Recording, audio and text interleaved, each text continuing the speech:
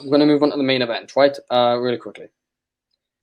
The main event, Karrion Kross defeated Kyle O'Reilly, Adam Cole, Johnny Gargano, and Pete Dunne. And now this match was great. It had a lot of great stuff going on in it. Really fun. You couldn't take your eyes off it. So much action, unique stuff, tons of throwbacks actually to previous matches and stuff like that.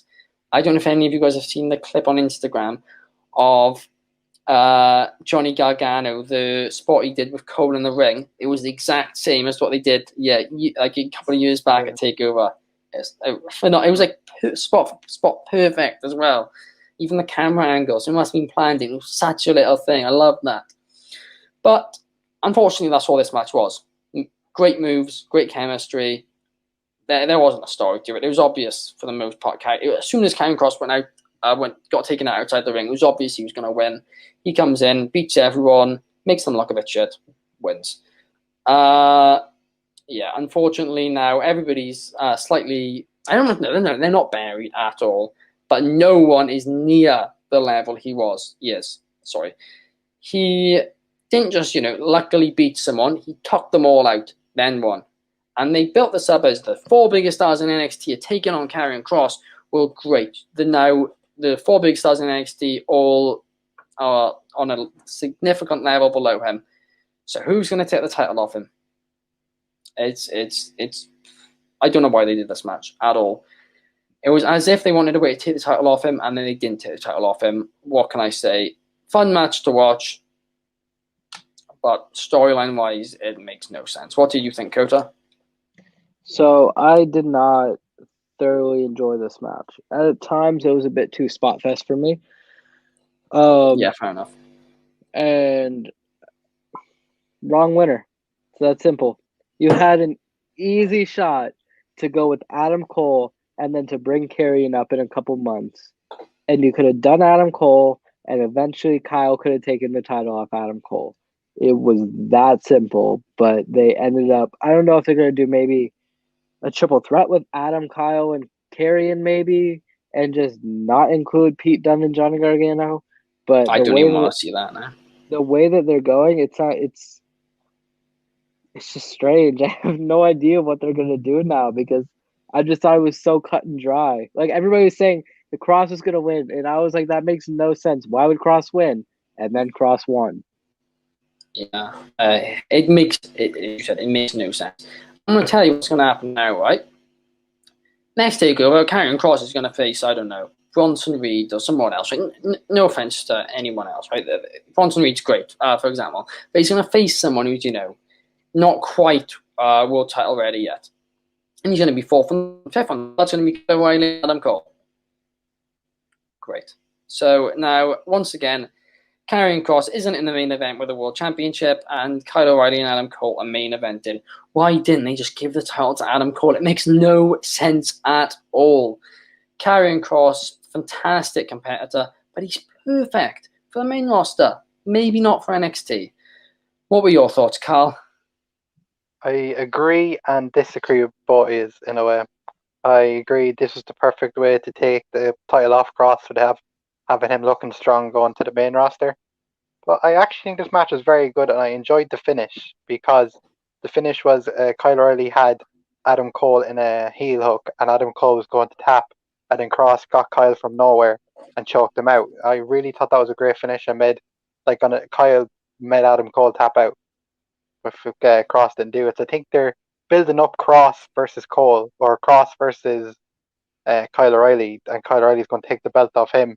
And then I think Adam Cole is just going to keep fuming Adam Cole because Kyle O'Reilly technically had him beat twice, and I believe they have a match at Backlash.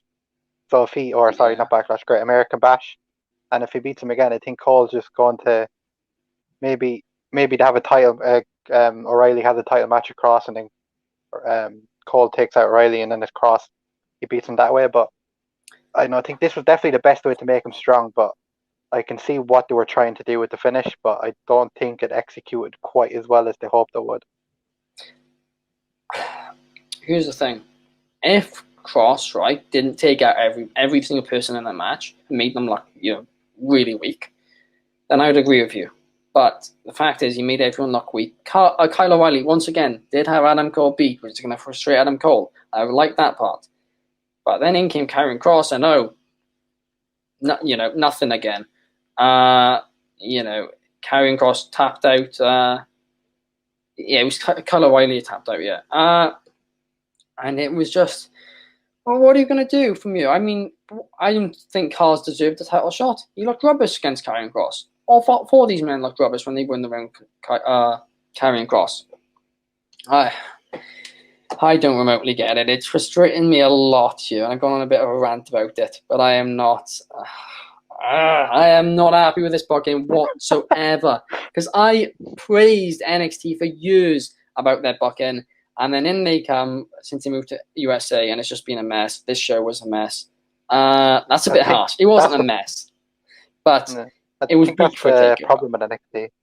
I think that's the problem with NXT now. Like, I think the NXT was so good years ago because they had a format where people be here for a year, go up for a year, here for a year, go up for a year. And because they're keeping all these big stars now, they're not sure how to book them long term. They're good at like individual stories and switching it from story to story, but they're not good at keeping people and having them feel fresh for many years.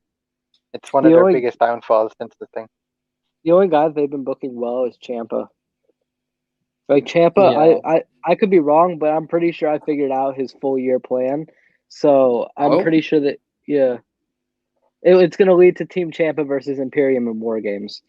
So I think that with Thatcher joining Imperium, so I think that that would be the. But other than Ciampa, I think that their booking sucks in general. Yeah. Is there? I was about to say I don't know how I feel anymore about Triple H and taking over the booking if that does happen on the main roster. But is there a single top booker in wrestling who's booked people who've lost the championships well? I mean, it's too early to say definitely about Tony Khan, right? But he's not done it fantastically, I guess. So far Moxley he has, but it's been very short. And now that the fact that he's gone on maternity leave. Moxley, that saved him a little bit. But apart from that, it's too early to know about Tony Khan yet. Gado definitely isn't. Impact. Oh. How many? Do you ever see his stuff, man? No. I disagree with that one, but I have no idea.